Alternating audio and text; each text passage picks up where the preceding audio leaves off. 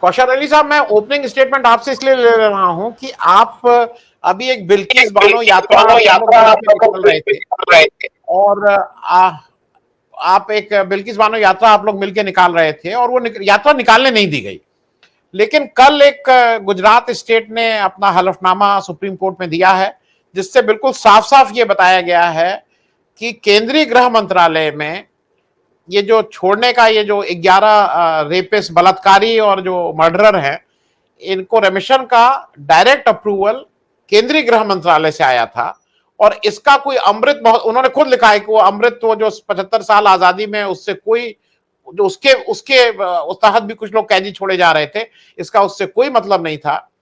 हलफनामे में यह भी कहा गया है कि एसपी सीबीआई ने मना किया था कि नहीं छोड़िए, जो ट्रायल कोर्ट था जहां से इनको सजा हुई थी उसने मना किया था मत छोड़िए। क्योंकि ये बात मैं इसलिए आपसे कह रहा हूं, क्या इसका भी कुछ असर पड़ेगा? इन 11 लोगों को छोड़ने की सबसे बड़ी वजह ये थी कि जो इनके मिलिटेंट ग्रुप है बीजेपी के, बजरंग दल और विश्व हिंदू परिषद, उन लोगों को एक मैसेज देना था कि अगर जरूरत पड़ी चुनाव में कुछ हिंदू मुस्लिम और सांप्रदायिक हिंसा करने की जरूरत पड़ी तो तुम लोग वापस से मैदान में आइएगा। क्योंकि होता क्या है, जब दंगे होते हैं तब ये लोअर कास्ट के लोग उसके अंदर पार्टिसिपेट करते हैं, दलित, आदिवासी और ओबीसी के लोग। अपर कास्ट उसको लीड करता है, लेकिन जब पुलिस के सामने, मुसलमानों के सामने लड़ाई होती है तो वो लोअर कास्ट के लोगों को वहां भेजा जाता है। पिछले कई वक्त से ये लोअर कास्ट दलित और आदिवासी मुसलमानों के साथ लड़ नहीं रहे। अब चुनाव, क्योंकि आम आदमी पार्टी ने बहुत इंटरेस्टिंग कर दिया है, जो उनका एग्रेसिव जो चुनाव कैंपेन है बीजेपी की तरह ही किलिंग इंस्टिंक्ट के साथ में कैंपेन करती है, तो बीजेपी अभी बैकफुट में इन 3 दशक के बाद जो आना हुआ है वो आम आदमी पार्टी की वजह से ही आना हुआ है। तो बीजेपी हड़बड़ाहट में है, उसको बहुत मोर्चे संभालने हैं। एक उनके मिलिटेंट ग्रुप को संभालना है, कुछ मुस्लिम लोगों से भी मिलना है ताकि कुछ नॉन हिंदू के वोट खिसक जाएं तो मुस्लिमों के पास से भी आ जाएं। तो बहुत सारा एंटी इनकम्बेंसी है और कांग्रेस एकदम नदारत है पूरे चुनाव प्रक्रिया में, पूरा मोर्चा संभाले हुए हैं आम आदमी पार्टी के लोग। तो जो आपका बिल्किस बानो के जो अपराधी हैं उनको छोड़ने की वजह उनके मिलिटेंट ग्रुप को मैसेज पहुंचाना था कि आप चुनाव में लगे रहिए, हम हिंदू मुस्लिम का ही एजेंडा पे हैं। चूंकि यात्रा के दरमियान जो जो हमारे मुस्लिम लोग हमको सपोर्ट करने वाले थे, जहां हमको ठहरना और खाने का होता था, उन मुस्लिम लोगों को पुलिस उठा के ले आई और लंबे टाइम तक रखा। जो गैर मुस्लिम लोग थे जो हमारा इंतजाम करने वाले थे उनको पुलिस वालों ने नहीं बुलाया। तो पुलिस और एडमिनिस्ट्रेशन और जो सरकार है वो चाहती है कोई मुस्लिम पकड़ा जाए, नॉन मुस्लिम को नहीं पकड़ेंगे। यात्रा के दरमियान अगर मैं 10 में से 1 मुसलमान की जगह 10 में से 9 मुसलमान होते तो केस भी दर्ज होता और उसको लिया जाता और सांप्रदायिक तरीके से उसको चलाया जाता। तो दरअसल में बीजेपी अभी सबसे वीक पॉइंट पर गुजरात में है और उसका बदौलत ये नहीं है कि कांग्रेस की वजह से हो रहा है, ये सारा आप आम आदमी पार्टी की वजह से हो रहा है। आम आदमी पार्टी का गुजरात के अंदर, अगर आप सेकंड राउंड में लेना चाहें आप क्वेश्चन, तो आप मुझे प्रिसाइजली आम आदमी पार्टी के बारे में पूछ सकते हैं, तो वो भी मैं आपको बताऊंगा। अगर आप बोले तो मैं बोलूं, अभी चालू रखूं। आप थोड़ा बता देंगे तो मैं आप जरा बोलिए उस पर। अच्छा, अभी अरविंद केजरीवाल की जो पार्टी है, जिस तरह से उन्होंने उपहार देने की बात किया है और बीजेपी बौखला गई है और मोदी जैसे प्रधानमंत्री जैसा व्यक्तित्व जो ईगो रखता है बहुत ज्यादा, उसने रेवड़ी कल्चर की बात कर दिया और वो गुजरात के गरीब मध्यम वर्ग के लोगों को वो अच्छा लगने लग गया है कि भाई अरविंद केजरीवाल जो कहते हैं वो उन्होंने प्रूव किया है दिल्ली में और मोर और लेस पंजाब में। तो उनको यहाँ के गुजरात के लोगों की लालच बढ़ गई है कि भाई हमको महिला है घर में 2 है तो 2000 रुपये मिलेगा, एक लड़का अगर बेरोजगार है तो 3,000 रुपया मिलेगा। तो लोग कैलकुलेट कर रहे हैं। और जो उनका अभी गारंटी कार्ड आ रहा है अरविंद केजरीवाल के फोटो के साथ, उनको भी मोदी का छपास बीमारी अरविंद केजरीवाल को भी है। तो वो कार्ड जो है उसमें गारंटी कार्ड दे रहे हैं वो लोग, तो कैलकुलेट कर रहा है गरीब आदमी कि मेरा तो 8,000 10,000 रुपये महीने का फायदा होने वाला है। तो वो लोगों को भा रहा है। लेकिन सवाल यह है कि कांग्रेस और बीजेपी का जो वोट बैंक है वो कितना वो संभाल पाएंगे। कांग्रेस अपना वोट बैंक रूरल एरिया में है, वो उसके पास इंटैक्ट है, और आम आदमी पार्टी के पास इतना टाइम नहीं है कि वो रूरल एरिया में जाके अपना संगठन को स्ट्रेंथन कर पाए। चूंकि उनका अर्बन एरिया के अंदर ज्यादा संगठन बन चुका है आम आदमी पार्टी का, तो वो बीजेपी के लिए बहुत ज्यादा रेड सिग्नल है। वो बहुत ही ज्यादा क्योंकि अरविंद केजरीवाल कांग्रेस से ज्यादा मारक क्षमता रखते हैं बीजेपी के सामने, और वो बीजेपी की भाषा भी बोलते हैं। वो कभी कभी हिंदुत्व यानी वो हिंदुत्ववादी तो नहीं, ज्यादा सांप्रदायिक बोल सकते, लेकिन वो अवसरवादी हैं। दिल्ली के दंगों पे अपनी बात ना बोलना, शाहीन बाग पे CNNRC पे चुप रहना, यानी उनको पता है राजनीतिक तौर पे कहां बीजेपी उनको क्लच में लेके कांग्रेस की तरह फंसा सकती है। तो वो अपने आप को बचाते हुए बीजेपी के खिलाफ इतने सारे मोर्चे खोल दिए कि बीजेपी के पास अभी जवाब नहीं। और अगर देखा जाए तो अगर चुनाव हुए तो आम आदमी पार्टी की वजह से कांग्रेस की सरकार भी बन सकती है, और आम आदमी पार्टी की वजह से बीजेपी की ज्यादा सीटें आ जाएंगी, फिर भी मेरे ख्याल से त्रिशंकु सरकार बनेगी। मेरे ख्याल से अभी 80-85 सीट से ज्यादा बीजेपी की आना मुश्किल है। लेकिन ये जैसे अरविंद केजरीवाल को टोपी पहना देना, आगे हिंदू मुस्लिम कितना बीजेपी करा पाएगी, क्योंकि उन्होंने खेड़ा में अभी दंगा कराया, यानी माहौल ऐसा पैदा किया, तो खेड़ा डिस्ट्रिक्ट की 4-5 सीटों पर बीजेपी ने अपना फायदा उठा लिया, क्योंकि जो हिंदू है वो जल्दी से आहत हो जाता है। वो अपने पेट की भूख से ज्यादा वो धर्म अगर चोला पहन लिया जाए तो वो बीजेपी को वोट दे देता है। तो ये कमजोरी है गुजरात के हिंदूज लोगों की। तो जो खेड़ा और डीसा डिस्ट्रिक्ट के अंदर जो सांप्रदायिक घटनाएं घटी हैं, उससे बीजेपी को थोड़ा फायदा हुआ है, तो 4-5 सीटें बढ़ी हैं। लेकिन अगर ऐसा ही कुछ 2-4 दंगे और हो गए, मुस्लिमों के खिलाफ ज्यादा एक माहौल पैदा कर दिया, तो बीजेपी 100-115 तक जा सकती है। तो या फिर कोई ऐसा बीजेपी के नेता का कुछ ऐसा हो जाए तो भी 125 के आसपास, क्योंकि बीजेपी ये खेल पहले कर चुकी है। हरेम पंड्या का केस हो, तो अपने ही नेताओं को मरवा के सहानुभूति लेके सीटें बढ़ा लेती है वो।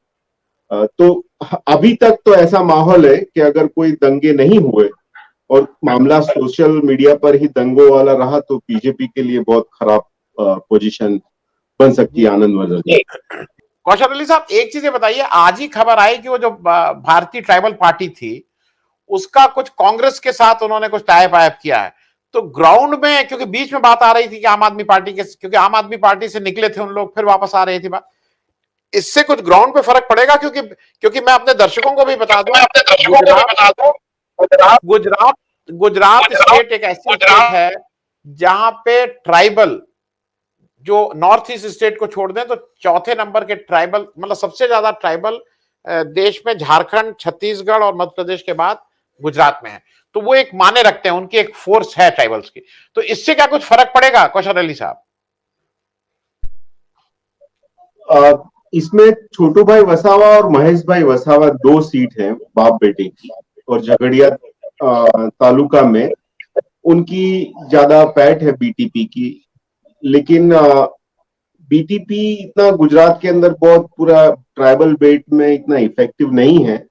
मोरलेस वो कांग्रेस का वोट बैंक रहा है। लास्ट चुनाव में बीजेपी ने कांग्रेस के लोगों को ले लेकर वहां पर सीटें हासिल की हैं। तो कांग्रेस के साथ बीटीपी अगर जाती है तो जो 2 सीट उनकी और 2-4 सीटें उनसे होने वाले नुकसान से, यानी 4-5 सीटों का कांग्रेस ने अपना बचाव कर लिया वहां पर। तो वो कांग्रेस के लिए फायदे वाली बात है। पहले तो ये एमआईएम पार्टी से उन्होंने पहले गठबंधन किया बीटीपी ने, उसके बाद आम आदमी पार्टी से गठबंधन किया और अभी फाइनली कांग्रेस के साथ में चले गए। तो इतना कुछ बीटीपी से 4-5 सीटों का फायदा होगा, जो बीजेपी को नुकसान देगा उतना ही होगा। लेकिन जो आपने अभी आम आदमी पार्टी वाले से जो गांधी जी का फोटो हटाने वाली बात की थी, तो गुजरात के चुनाव तक तो वो गांधी का फोटो हटाने से आम आदमी पार्टी को फायदा होगा। वो इसलिए फायदा होगा क्योंकि गांधी 49% वोट बीजेपी को मिला है, और बीजेपी के जो कट्टर समर्थक है वो गांधी को नहीं मानते, वो सावरकर को मानते हैं। कैमरे के सामने आके सावरकर की बात करेंगे। तो वो मुंह एक स्मार्ट प्ले है अवसरवादी राजनीति का आम आदमी पार्टी का।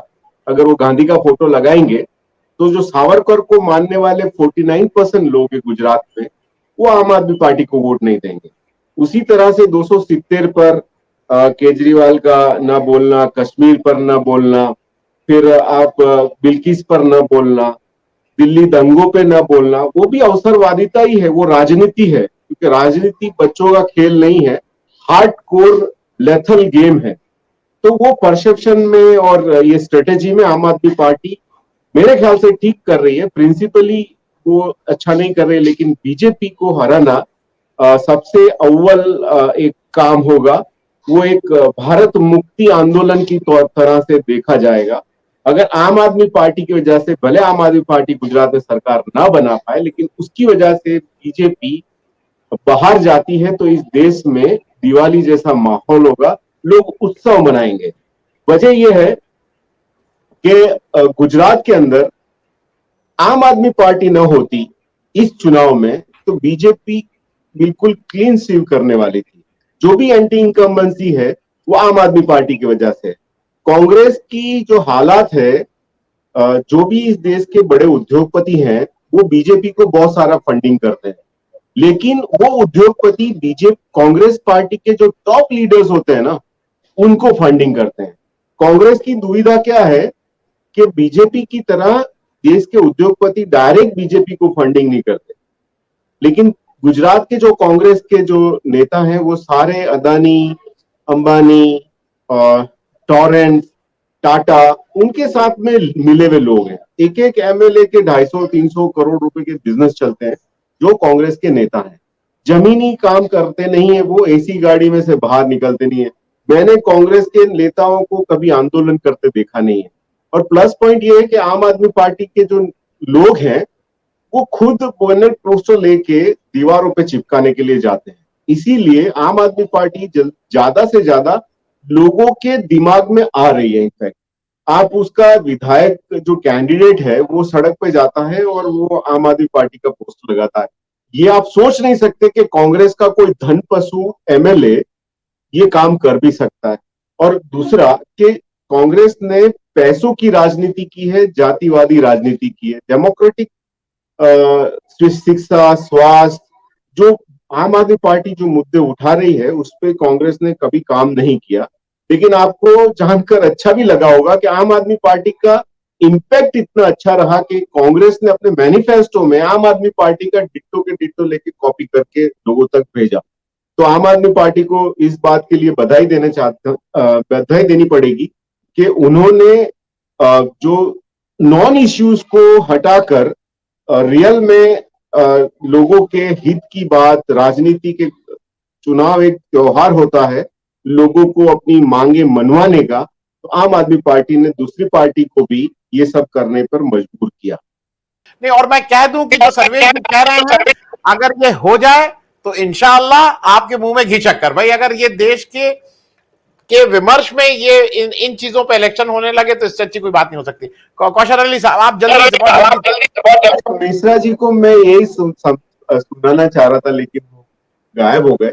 एक्चुअली आम आदमी पार्टी जो अन्ना के गर्भ से पैदा हुई है, और उसी अन्ना आंदोलन में बीजेपी और आरएसएस का बहुत ही ज्यादा समर्थन था पीछे से, फंड्स हो या मोरली। और क्योंकि यूपीए 2 को हराने के लिए अन्ना आंदोलन और केजरीवाल का आंदोलन सबसे बड़ा मुख्य यानी आंदोलन रहा और अरविंद केजरीवाल की कोख से नरेंद्र मोदी पीएम बन पाया। तो एक्चुअली नरेंद्र मोदी की मां अरविंद केजरीवाल है और आम आदमी पार्टी की जो आंदोलन है, जो आरएसएस प्रेरित अन्ना आंदोलन था, वो है। अब दूसरी बात यह है कि आम आदमी पार्टी, जैसे इंदिरा गांधी ने वामपंथियों को मुंबई और महाराष्ट्र से खत्म करने के लिए बाल ठाकरे को पैदा किया था और वही फंकी स्टंट बना कांग्रेस के लिए, वही लेथल बना और कांग्रेस को वहां कमजोर किया। इसी तरह से मुझे ऐसा लगता है कि आम आदमी पार्टी भी फंकी स्टंट बनेगा बीजेपी के लिए और बीजेपी से बनी हुई और आरएसएस से बनी हुई पार्टी ही उसका खात्मा करेगी। ये मेरा स्टेटमेंट है।